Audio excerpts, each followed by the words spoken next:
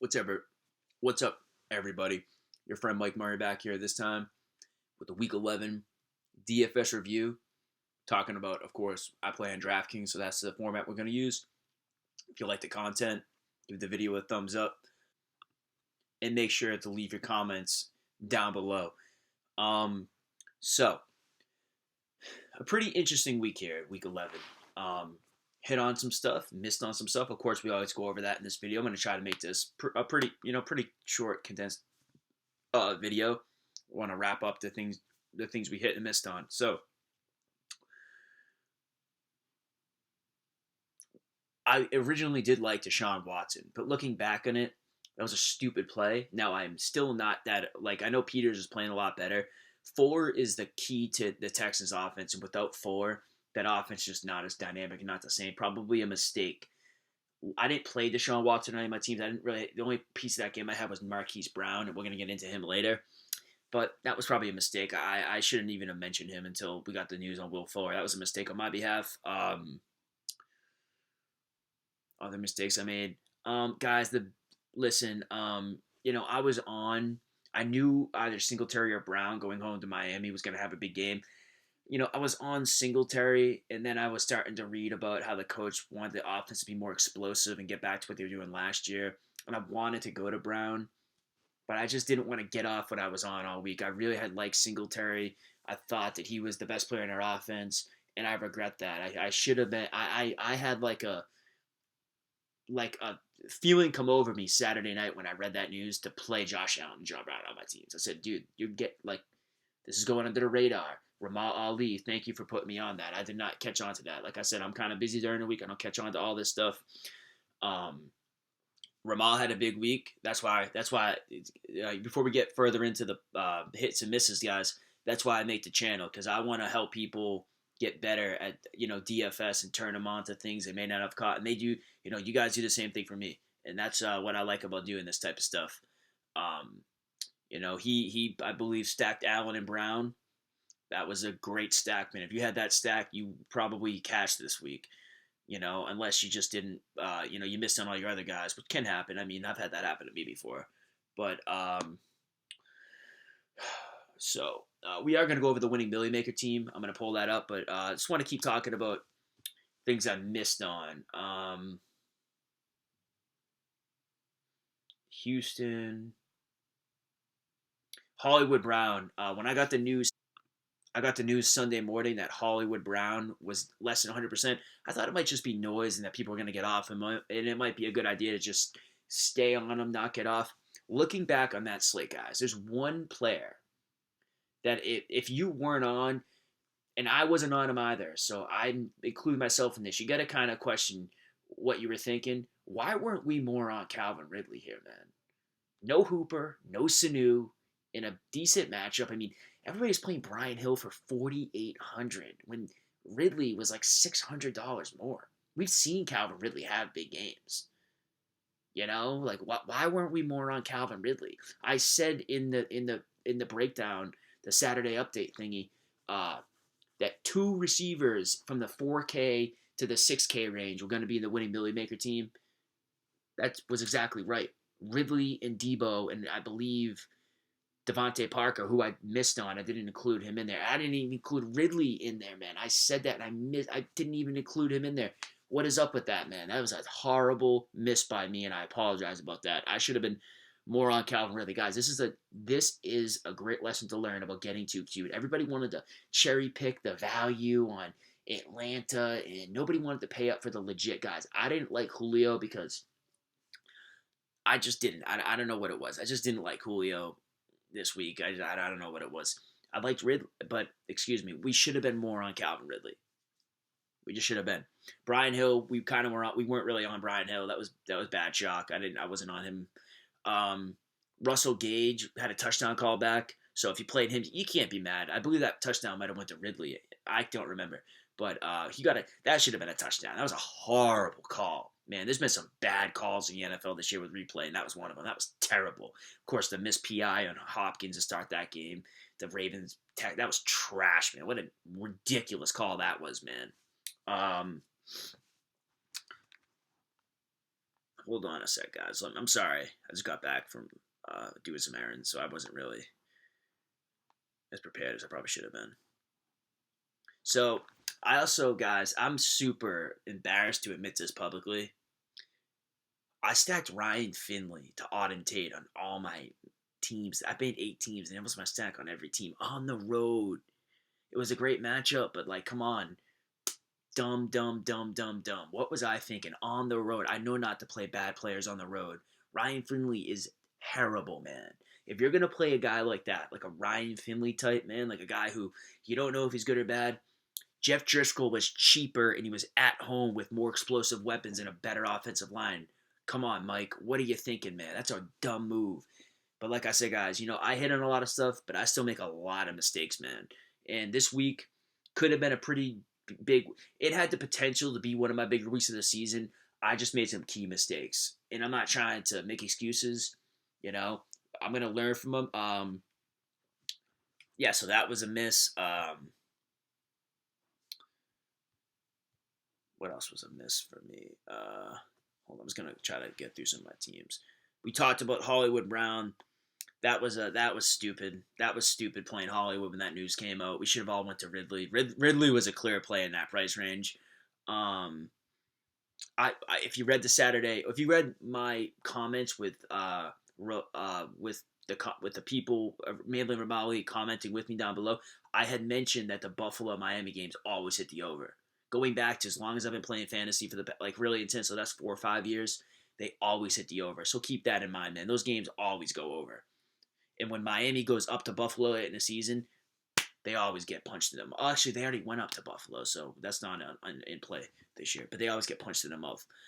Missed on my tight ends, Waller and Jared Cook. Had decent games. Didn't really have the games to look for. Of course, Ryan Griffin. That was weird. He was a big guy to have this week. I wasn't on him at all. I'm not even going to pretend like I was.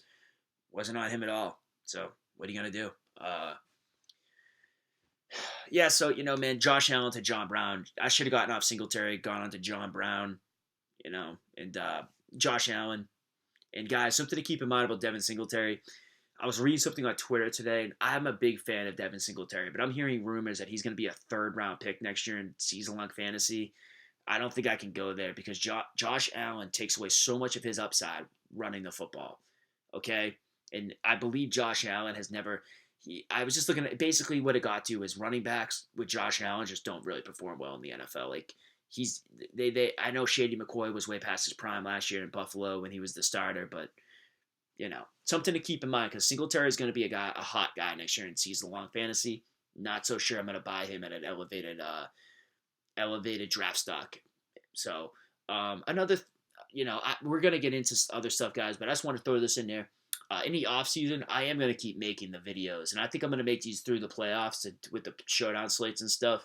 And even into the offseason, I'm going to talk about the guys. I'm going to make it really tiny. I don't want to overload you guys. That's my main thing here with content. I want to make the pool really small, like quarterbacks I'm on for fantasy in the NFL draft, like receivers, running backs, all the fantasy viable positions, all the offseason news. Guys, there's so much offseason news. And then, guys, I know the season's almost over, but, like, man, by the time May rolls around, it's already time to start drafting your best ball teams if you play that. And if you don't play best ball, I suggest playing on draft.com. It's a lot of fun. It's my first year doing it.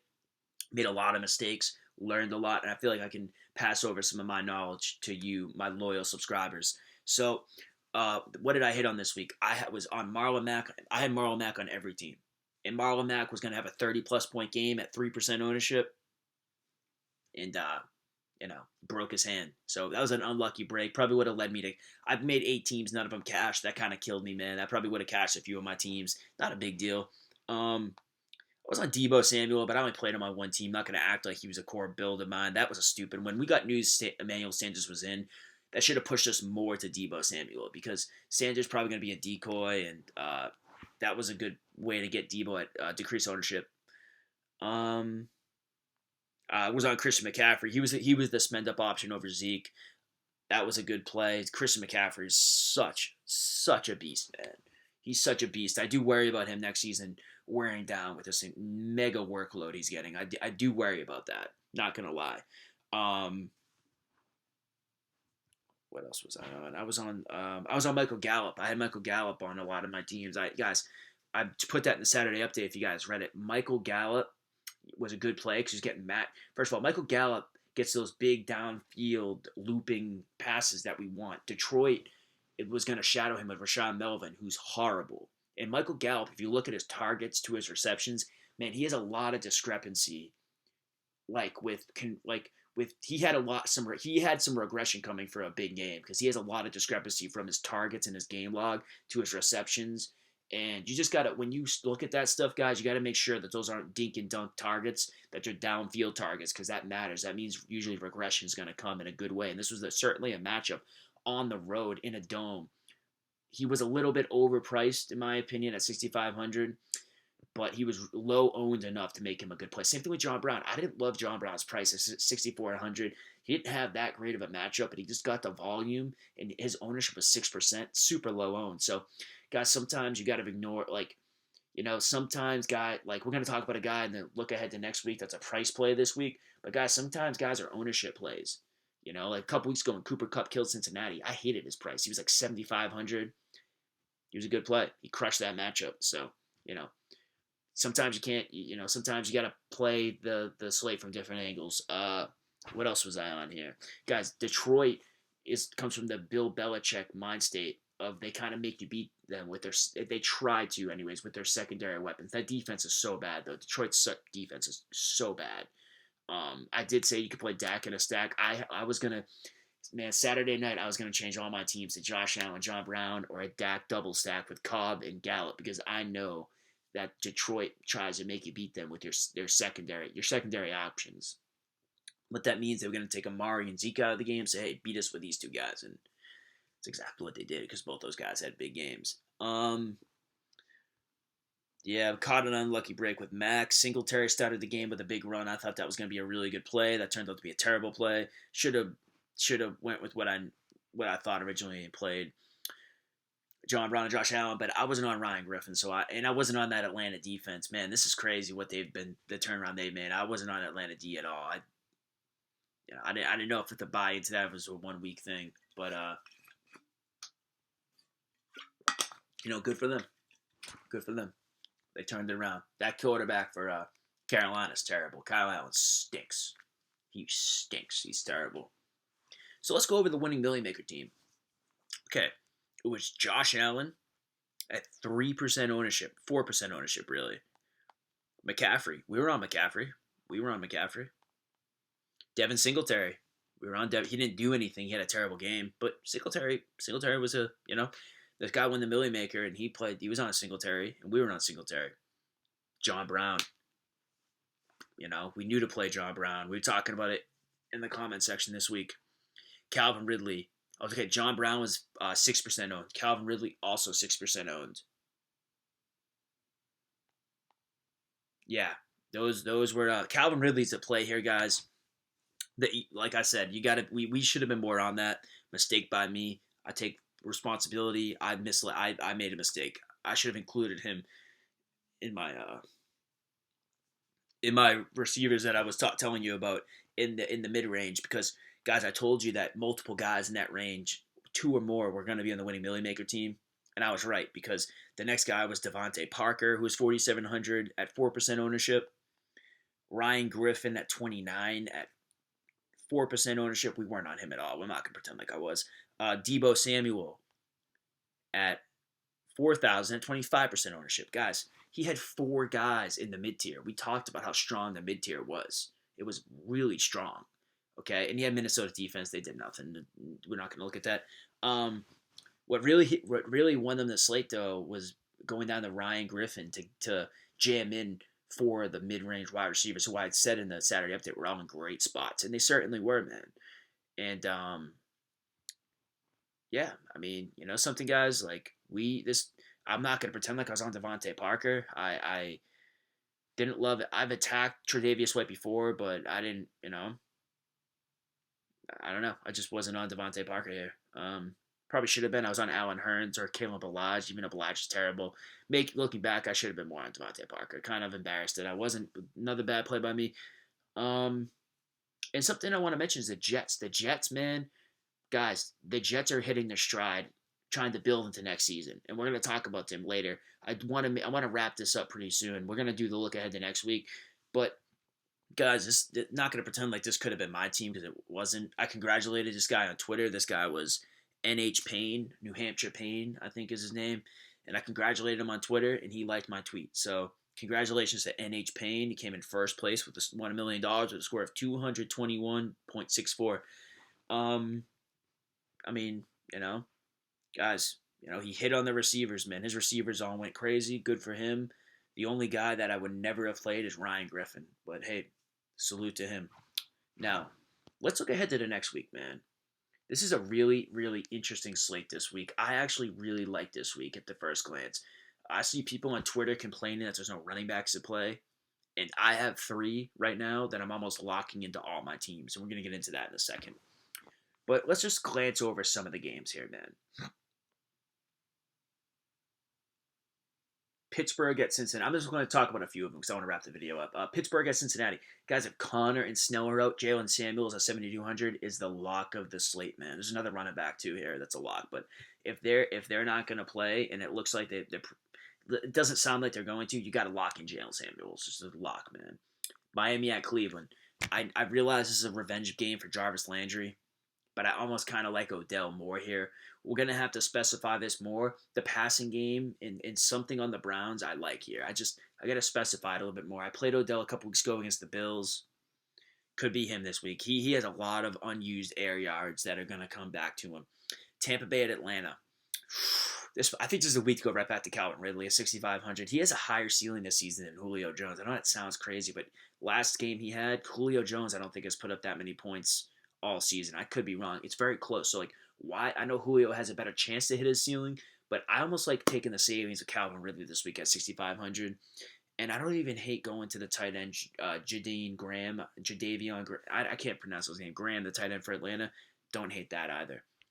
Carolina at New Orleans. Guys, I think that the other running back lock here is Alvin Kamara at 8,200. Everybody was going to attack this Carolina defense the week before with Brian Hill. Let's go right back to it and attack him with Alvin Kamara at 8,200. He looked good against Tampa. They were running their offense through him. The Saints realized Drew Brees getting old, and get this, Kamara was returning punts during the game against Tampa Bay. So I like Alvin Kamara Saints defense stack. I usually never try to do that. I don't mind that this week because I have a weird feeling that that's going to hit. I don't know what it is inside of me. I have a weird feeling that stack is a good stack. Detroit at Washington. This is one of those games, man, where this could be a super ugly game, or this could be a game with a lot of unused fantasy goodness. I mean, you gotta like the Detroit passing game here, on the road, outdoors. Ugh. And the Washington side, I don't trust Dwayne Haskins to get McLaurin the ball. Darius Geis looked pretty good, but on Washington, I just don't really know if I like anything here. I wish Trey Quinn was 3K. I mean, maybe we could play him, but he kind of not that good. But I just like the Detroit passing game here. We're going to have to specify that more. Here is one of the last games we're going to talk about because this is the game I really wanted to talk about. Oakland at the Jets.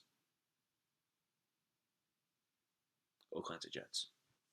Guys, you don't have to follow me down this dark path, okay? And I'm not going to blame any of you for not following me down this rugged, possibly painful terrain. But guys, I'm going Darnold to Robbie Anderson in all my teams this week. Every team. The Raiders can't defend speed down the field. Robbie Anderson is the play this week. Okay? The Oakland secondary is so bad. Okay, they are terrible. I'm not paying 6,200 for Jamison freaking Crowder, man. Sam Darnold looked really good. Nobody's talking about this at Washington. Sam never has good games on the road. He had a great game on the road there. He took a big step forward. I feel like Darnold trying to get momentum into next season. I think they do a number here on the road. I think this game goes over, and I kind of like a pass catcher on the other side. We'll get more into that later. I have a hard time paying $5,900 for Tyrod like Gazelle Williams. So right now, Sam to Robbie is one of my favorite plays in the whole slate. I will talk about one more game before. I want to save some of this for the breakdown video. Maybe that might come out tomorrow, by the way. I might get into my breakdown a little early this week. But I don't know. I like getting more news before I make the breakdown video because I don't want to put information out there and then change it. So we'll look into that later.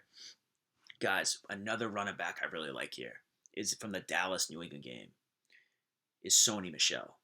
Okay, Sony Michel's 4,600. He got 4 targets last week.